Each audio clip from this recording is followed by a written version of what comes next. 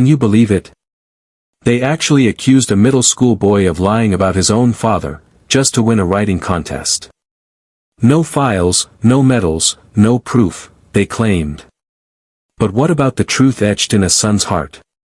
Matthew Reed, a quiet 13-year-old, found himself thrust into a whirlwind of doubt, his world shaken by whispers and pointed fingers. His essay, "The Man I Wish I Knew," was meant to honor his late father, a man he barely knew but loved with every fiber of his being. Yet, instead of praise, it brought suspicion crashing down on him like a winter storm.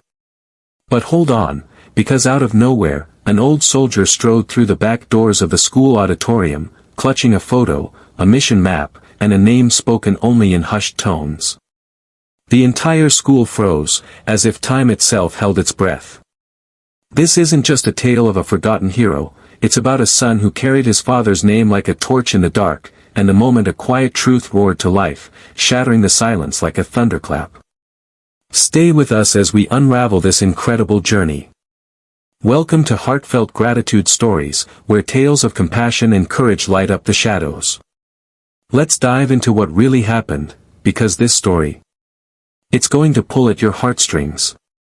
Picture this, in Pine Hollow, Colorado, the early December wind didn't just blow, it curled through the streets like a ghostly whisper, sharp and dry, carrying a chill so deep it seeped into your bones and made you shiver with memories of every cold day you'd ever faced. Snow clung stubbornly to rooftops and schoolyard fences, a silent promise of more to come, waiting for the next storm to blanket the town in white. Inside Pine Hollow Middle School, the heaters rattled like old bones protesting the frost, lockers slammed with the restless energy of youth, and eighth graders shuffled through the halls, their footsteps dragging under the weight of another Monday they'd rather escape. In room 204, where the air smelled of dry erase markers, worn carpet, and the crisp bite of fresh photocopies, a soft voice sliced through the humdrum. "Matthew Reed, is this really your essay?" Mrs. Thorne, the language arts teacher, stood at the front, cradling a stapled bundle of pages as if it were a fragile treasure, her hands trembling ever so slightly with the weight of what she'd read. Matthew, tucked away in the third row from the back, lifted his head slowly. "Yes, ma'am," he said, his voice steady but quiet. Small for 13, with dark brown hair that perpetually begged for a trim and a face far too serious for his age, he sat there in sneakers worn thin and a backpack that sagged like it had carried too many burdens. Who could blame him for that look? Life hadn't exactly handed him an easy path. Mrs. Thorne nodded, a faint smile flickering across her lips. "Class, listen up," she declared, turning to the room with a fire in her eyes. "If you ever wondered what it means to write with your whole heart, to spill your soul onto the page, well, this is it. Matthew's essay is pure magic." A few kids muttered under their breath, a chair squeaked awkwardly, but no one dared say much, not yet. They hadn't read it, after all. But Matthew's words, penned in "The Man I Wish I Knew," were about his father, and they'd struck Mrs. Thorne so deeply that tears had welled in her eyes. She didn't admit it out loud, teachers don't cry in front of students, right? But the tremble in her hands and the glint behind her glasses told a story words couldn't touch.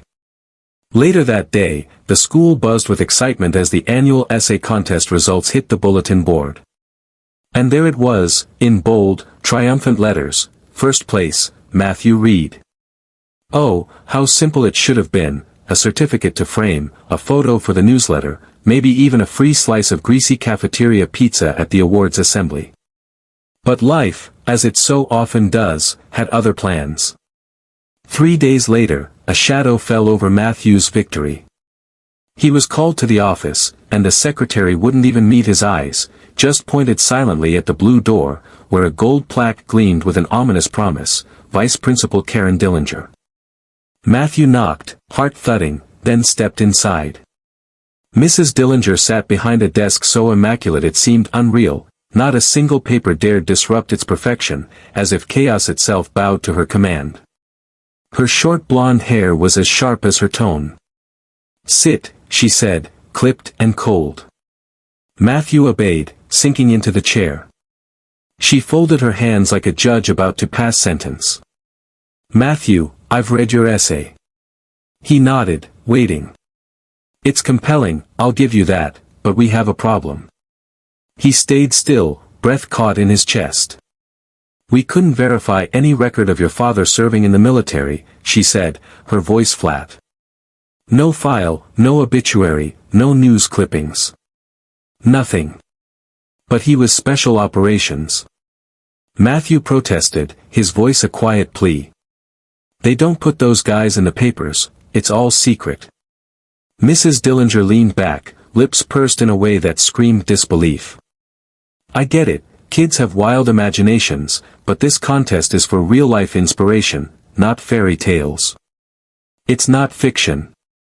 Matthew's fingers dug into his jeans, his voice cracking with the weight of his truth. How could she not see it? She didn't blink. Then prove it. I have a letter, he said, grasping for hope. From one of his teammates. He sent it to my mom after my dad died. Her eyebrow arched. And this letter, do you have it? Yes, ma'am. Bring it in. She waved him off with a flick of her hand, like he was a pesky fly buzzing too close. That night, Matthew sat at the kitchen table, the letter spread before him like a sacred relic. The paper was yellowed, ink fading in patches, but the words still burned bright. At the bottom, a simple signature, CL, 1st Recon. Thank you for your husband's sacrifice. His mother, Grace, stood behind him, arms folded, her presence a quiet pillar of strength. You don't have to do this, Matt, she said softly, her voice laced with worry. He didn't look up. They think I made it up, Mom. I can't let that stand. She sighed, the sound heavy with years of unspoken pain. Maybe we should have told them more. I was told to keep quiet after the funeral. Those men who came, they said his mission would stay buried forever. Matthew traced the letter's edge with a careful finger.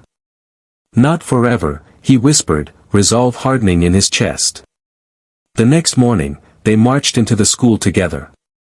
Grace wore her scrubs under her coat, her face etched with exhaustion from the night shift ahead, but her eyes blazed with fierce determination. They sat in Mrs. Dillinger's office, placing the letter gently on that too-perfect desk. Dillinger picked it up with 2 fingers, as if it might sully her pristine world. This is touching, she said, her tone dripping with skepticism, but it's not enough. Anyone could have written this. Matthew's mouth opened, then snapped shut. Grace leaned forward, voice trembling with restrained fury. That's all we were given. His name isn't on any wall, he never got a public funeral, but he served this country. He died for it. Mrs. Dillinger's smile was polite, practiced, and utterly hollow. I'm not questioning your feelings, Mrs. Reed, but we have standards. We can't honor stories we can't verify. So what now? Matthew asked, his voice low, barely holding back the storm inside. You can write a new essay, she said, glancing at her notes. Something verifiable, a historical figure, maybe. If not, it's a 0 in the grade book. His throat tightened, but he refused to let tears fall. Grace straightened, jaw clenched. And the award? Will be reassigned, Dillinger said with a sigh, as if it were nothing. By lunch, the news had spread like wildfire. By last period, someone had taped a cruel poster to his locker, wanted, serial fabricator. Matthew walked into language arts, and Mrs. Thorne couldn't even look at him. She tried, but her eyes betrayed her, they'd forced her to change her vote, and it broke her heart. That afternoon, he sat alone on the back steps behind the gym, the cold seeping into the cement and into his bones. He didn't care. The letter was in his hands, and he read it again, memorizing every curve, every smudge, every aching word. This was his father, how could they take that away? You okay, son? A quiet voice asked, cutting through the silence. Matthew looked up. Mr. Harland, the school janitor, a Vietnam vet with a slight limp and eyes that had seen too much, stood there. I heard what happened. Matthew said nothing. Harlan's gaze fell to the letter. "I've seen paper like that before," he said, his voice rough with memory. "You have?" Matthew's heart skipped. Harlan nodded. "Not from regular offices, from field machines, typed in places no map dares name." He paused, lost in thought. "You said your dad was Spec Ops?" "Yeah." "What unit?" "I don't know. Mom never said." Harlan leaned against the railing, his mind churning. "Some names weren't meant to be public," he murmured, almost to himself. "But that doesn't mean they weren't real." Then he fixed Matthew with a steady look. "I need to make a call." The next day, Matthew drifted through the halls like a ghost no one wanted to see. Conversations hushed as he passed, whispers slithered between footsteps and locker slams. His name became a joke, his silence twisted into guilt. "Guess lying runs in the family," someone sneered near the lockers. "Bet his dad was a ninja, super top secret," another voice laughed. Matthew kept walking, head down, moving through the taunts like a soldier in a war zone. At lunch, his usual spot was taken. He stood there, tray trembling, waiting for someone, anyone, to make room. No one did. "Maybe write about pizza next time," a boy jeered. "At least that's real." Matthew turned, found an empty chair by the janitor's closet, and ate alone, the food tasteless in his mouth. In history class, Mrs. Langston's voice cut like a blade. "True heroes don't need attention," she said, pacing before the chalkboard. "Their actions speak for them." Then her eyes locked on Matthew. "And they don't need tall tales from wannabe writers." The class snickered, and something inside him cracked a little more. At home, Grace slumped at the table, her nurse's scrubs crumpled from double shifts. She cradled a chipped mug, exhaustion carved into her face. Matthew approached, hesitant. "You're mad at me," he said softly. "No, sweetheart," she whispered, eyes red. "I'm mad at myself. I should have told you more." "I don't need proof," he said. "I remember." She nodded, tears brimming. "So do I."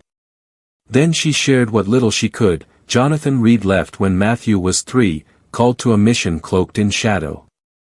A year later, 2 men brought a letter, no funeral, no flag, just a promise that his work kept the country safe.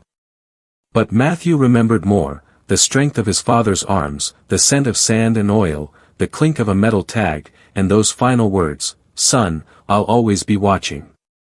Stand tall." He was just a toddler, but those memories were his lifeline. A week later, a notice arrived, a mandatory parent-teacher conference about Matthew's academic integrity. The meeting was tense, the air thick with judgment. "This isn't punishment," the counselor said, voice flat. "It's correction." Grace gripped Matthew's hand. "We can't allow unverifiable stories," Dillinger added.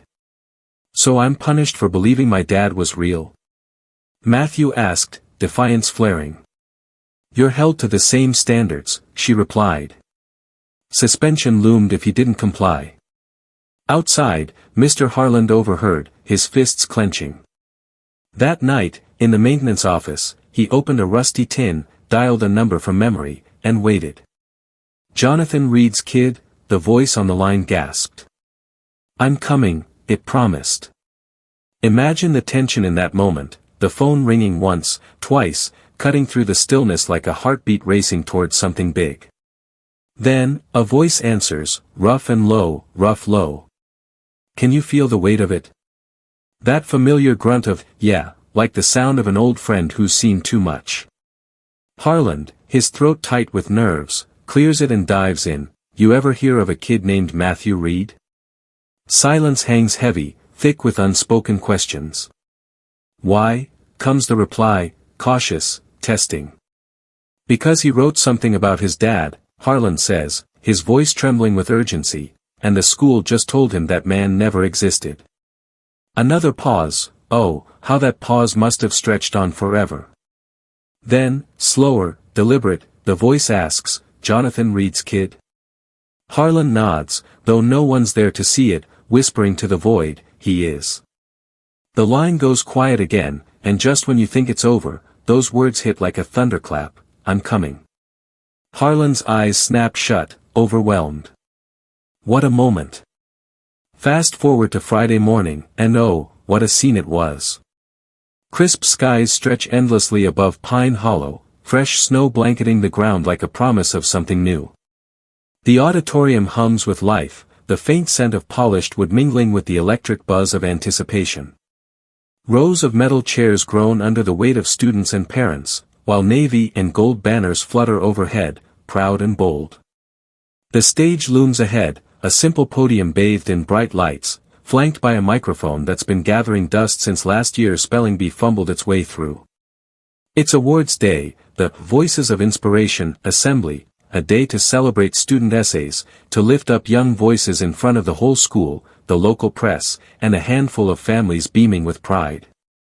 But for one boy, it's a day laced with dread. Can you imagine? Everyone seated, the front row alive with nervous energy, students clutching their winning essays, some flashing shy smiles, others tugging at shirt collars or whispering jokes to shake off the jitters. But Matthew Reed? He's nowhere near that glow. He's tucked away in the back row, 2 seats from the exit, like he's ready to bolt at any second.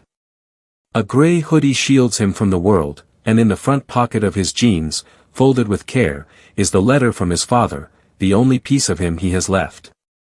His mother, Grace, had pleaded with him to stay home, her voice soft and desperate, "We can write a letter, keep you out of this." But Matthew? Oh, he'd shaken his head, stubborn as ever. No, he'd said, firm and quiet. He wanted to be there, even if no one else wanted him there. How could they not see his courage? Vice Principal Dillinger steps up, papers clutched tight, her smile so stiff it could crack.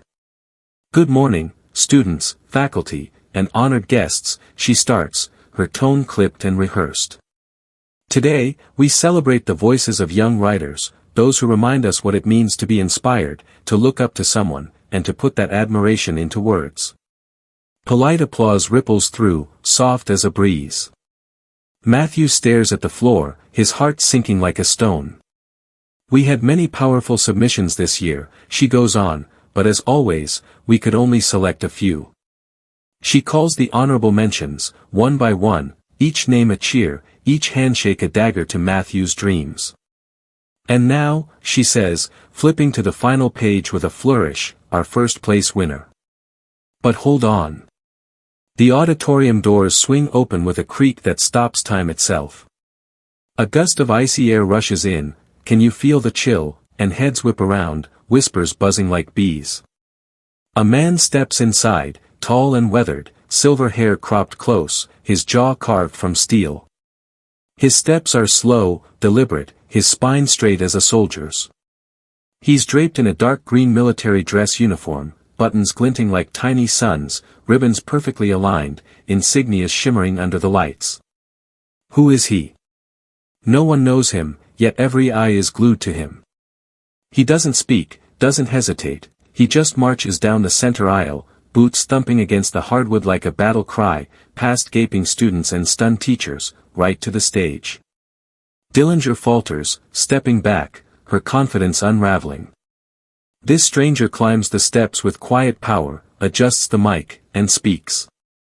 Oh, that voice. Deep, steady, undeniable. "My name is Colonel Thomas Rohr, retired." A pause, heavy with meaning. "I served this country for 32 years, 5 tours, multiple theaters of war. I've read battle plans at the Pentagon, and I've carried bleeding soldiers on my back through sandstorms where the sun doesn't rise for days." The crowd is a sea of silent faces, hanging on every syllable. "And I'm here today," he says, his tone dropping low, "because you made a mistake." Gasps erupt, "Can you believe it?" and Dillinger stiffens, mouth open, but Rohr's hand rises, calm and commanding. "You took a young man's truth," he says, his words sharp as a blade, "and called it fiction." He pulls a worn folder from his coat, thick and battered, stamped with, "Confidential," released under special authorization. He sets it on the podium with a thud that echoes through the room. Inside, documents, photos, orders scrawled by hand, a briefing labeled Operation Raven's Fall, a map streaked with red ink. But the treasure? An old photograph, 12 men in dusty gear, clustered by a helicopter, their faces young and fierce.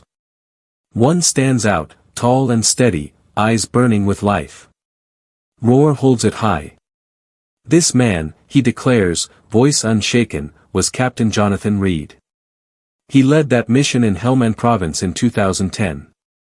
We were outnumbered, outgunned, and out of options. A pause. Can you hear the gunfire in the silence? 13 of us made it home because he didn't. The room holds its breath. Roar's eyes find the boy in the back. And that, he says, soft but firm, is his son. Every head turns. Matthew sits frozen, fists clenched, the letter trembling in his lap. Dillinger tries to speak, oh, how she tries, but her voice chokes. Roar presses on.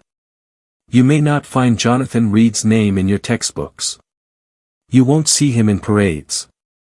That's the cost of men like him. They work in the silence. They carry the missions no one can name. And when they fall, there's no trumpet, no flag, just the hope that someone remembers. He steps off the stage, moving toward Matthew, the crowd parting like water. He stops before him, eyes gentle now. This, he says, offering the photo, belongs to you. Matthew takes it, hands shaking, and the silence is deafening. You rejected his story, Roar says to the room, his voice a quiet storm, but you didn't just reject a student. You rejected a legacy. And then, oh, what a sight, people rise. Mrs. Thorne first, tears in her eyes, then Mr. Harland, then parents, until half the room's on its feet. Some clap, slow and reverent, some bow their heads. Tears fall, don't you feel them too? Matthew stays still, photo and letter in hand, staring at the man who brought his father back. Roar meets his gaze. His record may not exist on Google, he says, voice ringing true, but the man who saved my life is not a myth. And his son is not a liar. He is the reason we stand free, and I will stand with him. The room trembles with the weight of it. Come Monday, Pine Hollow's frozen over, but the school office? It's a different kind of cold, awkward, heavy with regret. A notice goes out, official statement from Pine Hollow Middle School administration, we wish to publicly acknowledge and apologize to Matthew Reed and his family. An error in judgment was made. His essay was not only truthful but a powerful tribute to sacrifice, integrity, and quiet heroism. Effective immediately, Matthew's original award has been reinstated. His essay will be printed in the upcoming district newsletter and featured at next month's statewide writing showcase. To Matthew, to his late father, Captain Jonathan Reed, and to all families who carry silent burdens of service, we are sorry, and we are listening now. Matthew stands outside, the paper quivering in his grip, Grace's hand on his shoulder, a lifeline. 2 days later, the auditorium fills again, no fanfare, just chairs, a mic, and a boy with a burden too big for his years. His name's called, and he walks up, slow and steady. Claps start, soft, then strong, some kids even stand. He didn't ask for it, but there it is. He reads, my dad once told me a good soldier doesn't need to be known. But the child of that soldier, he has to live in a way that honors the name no one else remembers. He bows his head and sits. The silence? Pure reverence. After, Roar finds them by the gym doors. He shakes Grace's hand, you raised him right, and she nods, eyes glistening. To Matthew, he says, you gave him back to us, and now you carry him forward. He hands over an envelope, a photo of Jonathan, moments before the mission, smiling faintly. On the back, if anything happens, tell my boy I kept my promise. Matthew clutches it tight, and Roar salutes, sharp and final, before slipping away. Years roll by, snow falls and melts, and Pine Hollow keeps turning. But in room 309, Mr. Reed's U.S. history class, something sacred grows. It's just an old room, whiteboard, odd desks, a cranky heater, but the air thick with respect. Matthew's a man now, calm and strong, never flaunting his past. His students leave knowing courage, the quiet kind. Behind his desk, a framed photo, 12 soldiers, Jonathan in the center. A plaque reads, "Some records may be sealed, but gratitude is never locked away." Every Veterans Day, he wears a navy tie with a silver star, silent, but loud enough. One November, a girl stays after class. "Mr. Reed," she says, voice small, "my grandfather passed last spring. He was in the service, but no one talks about him. Just stories." Matthew smiles gently. "Sometimes, stories are all that's left." Her eyes widen. "How do you know they're true?" He taps his heart. "Sometimes, the truth lives here." She leaves lighter, and he nods to the photo, a quiet promise kept. That night, alone at his desk, lamp glowing, a dog tag gleams beside the frame. Outside, Pine Hollow sleeps. Inside, the legacy breathes on. Kindness finds a way, doesn't it? In the quiet, where no one's looking, it changes everything. Matthew's story hits me like a freight train, and it's got me fired up about how we live, how we treat each other, and what we value. I'm sick to death of rigid systems, schools, bureaucracies, society itself, crushing the human spirit under the weight of rules and verifiable facts. A 13-year-old kid, pouring his soul into honoring his dad's silent sacrifice, gets slapped with doubt and ridicule. That's not just wrong, it's a gut punch to everything decent.